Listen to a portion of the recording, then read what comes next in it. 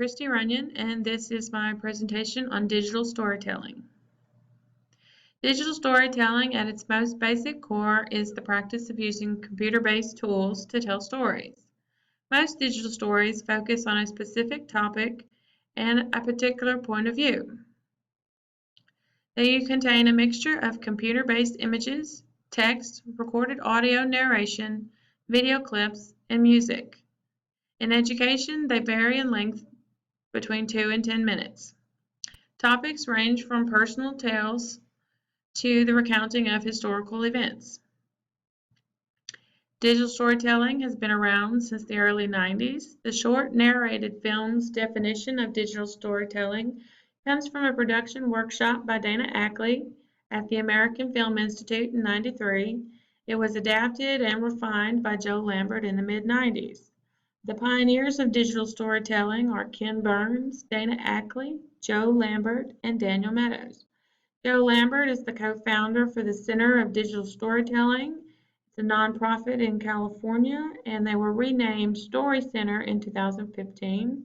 At the bottom of the screen, there is the website for Story Center if you wish to learn more information about the organization. Daniel Meadows is a photographer and a teacher, and he brought digital storytelling to Europe. He established the method in Great Britain, and this is a definition that he had as for digital stories: short, personal multimedia tales told from the heart. And there's his website at the bottom, PhotoBus. Okay, and here is a short video.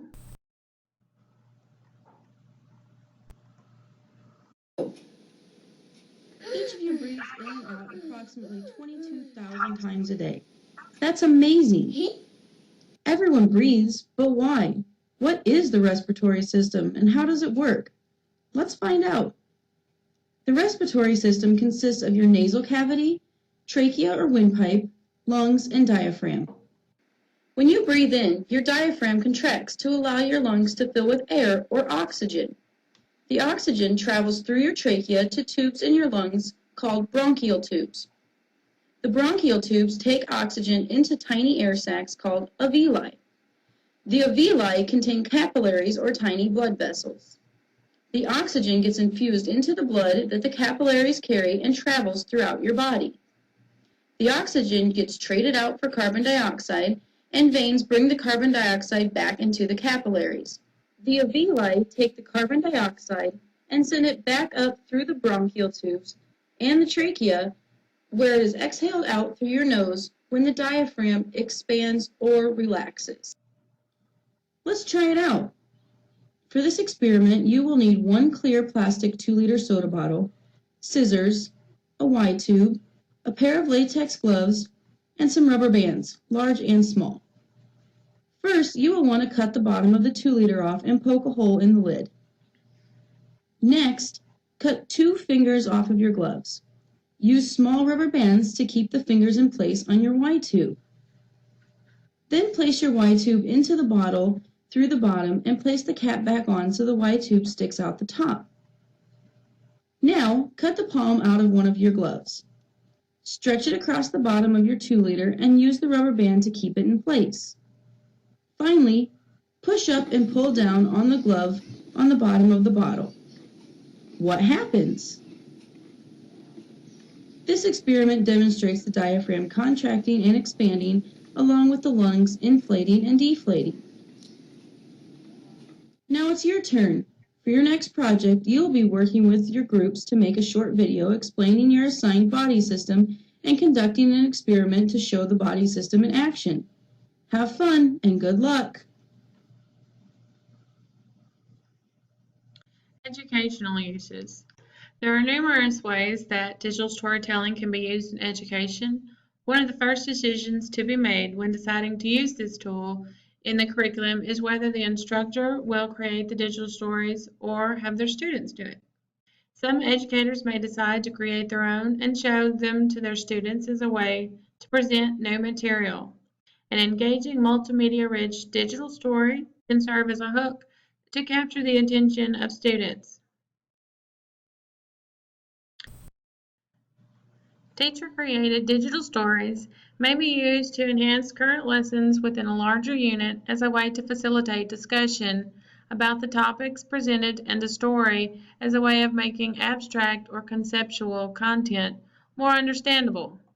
Research has shown that the use of multimedia in teaching helps students retain new information as well as aids in the comprehension of difficult material. And digital storytelling can be used as a potent tool for students who are taught to create their own stories. After viewing example digital stories created by their teachers and other developers, students may be given assignments in which they are first asked to research a topic and then choose a particular point of view. This type of activity can generate interest, attention, and motivation for the digital generation students in today's classrooms. The process can capitalize on the creative talents of students as they begin to research and tell stories of their own, as they learn to use the library and the internet to research rich, deep content while analyzing and synthesizing a wide range of content. In addition, students who participate in the creation of digital stories may develop enhanced communication skills by learning to organize their ideas, ask questions, express opinions, and construct narratives. How to integrate digital storytelling. Create a virtual tour of a country or historical place. Create a public service announcement on an important local or world issue. Simulate an interview of a historical character. Those are some examples of things that you can do to integrate digital storytelling. This is the website. It's digital storytelling. It's from the College of Education and the University of Houston. And you can learn more about digital storytelling. I found it very useful. It's very resourceful. It gave me a better understanding of what digital storytelling was. You can learn the educational units, uses, the 7 elements of digital storytelling. They are point of view, dramatic question, emotional content, gift of your voice, the power of soundtrack, economy, and pacing. Those are very important elements that you need to remember when creating digital stories. They have example stories. You can search by category, history, language arts, math, music, pop culture, and you can view the story or download it. You can watch the video, they give a description, and there is a copy and paste code in there if you wish to utilize the video in a presentation. The digital storytelling software, they list several softwares here, and they list information about the software, its usability, and things like that. Apple iMovie, Audacity, Photo Story 3. I'll give a little presentation on that one in a little bit. And Photo Elements, and there are a few more softwares on the screen, and you can learn more about those. The How-To tab. The How-To tab shows you how to create digital stories. It guides you through the process of writing scripts, creating storyboards, audio. How do you use Photo Story 3? It takes you through those process. And this image here, this is the process for digital stories. It's an 8-step process. It's come up with an idea, research, write a script, create a storyboard, gather images, put it all together, share it, and then feedback and reflect. And that is very important because it's a process for sure. Educational materials. This section of the site you can learn about lesson plans, evaluating, assessing, workshops, resources, guides, information that you can use.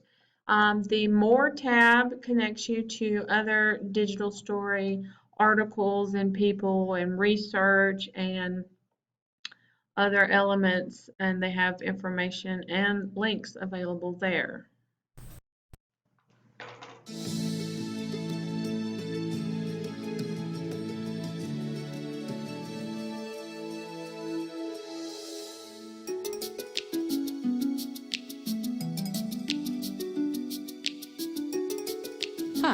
I'm Lynn Zalasak. I teach at Jackson Middle School in Houston, Texas. I teach 8th grade U.S. history. This is my 28th year.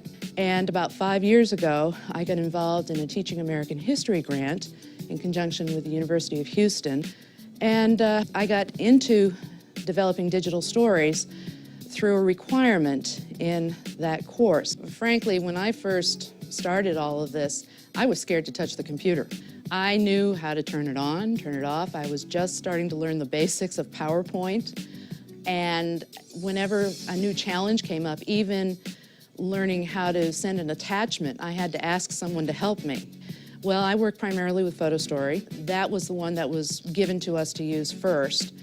And I like it because it really is a very simple type of software to use. It's basically follow the directions. When it says next, hit next. All kids love stories. They love to tell stories.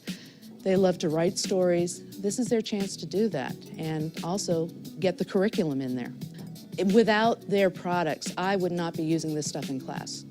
I would not be taking the chance to create things, have my kids try to create things, use their creativity, explore their own creativity. A lot of these kids have no idea just how creative they can be and how they can express themselves in different ways. I would tell teachers not to be afraid to try technology, not to be afraid to incorporate this stuff into your lessons.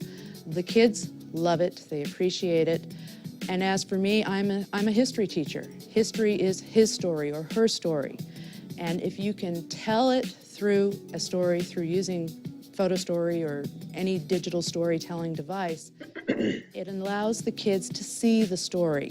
And hopefully it will also develop that love of history that I have. I think digital storytelling can show the students that there's more to learning than just opening a book, reading a book, answering a questions. Anything that allows them to be a bit artistic, to be creative, enhances whatever it is that they're learning.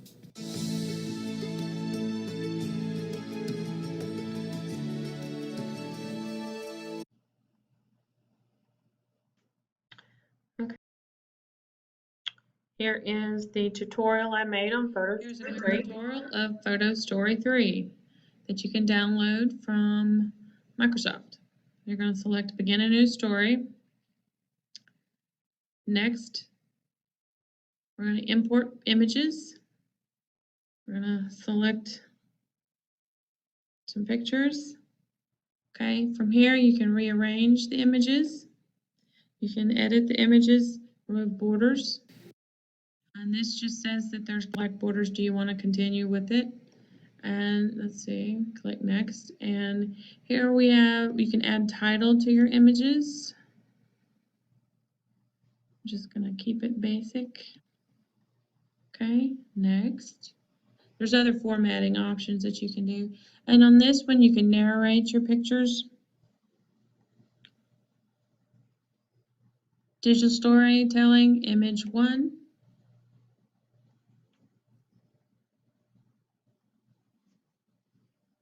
Digital storytelling, image 2. Okay, and you can preview from there.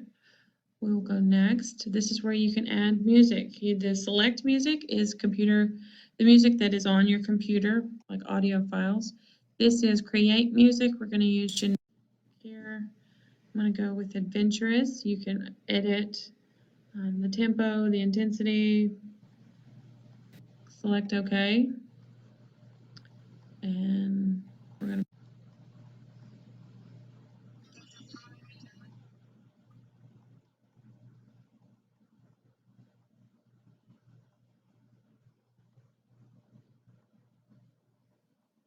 and that is a PhotoStory, and then you save your file and you select next. Here are some additional resources that you might find interesting. There's my bibliography and my reflection.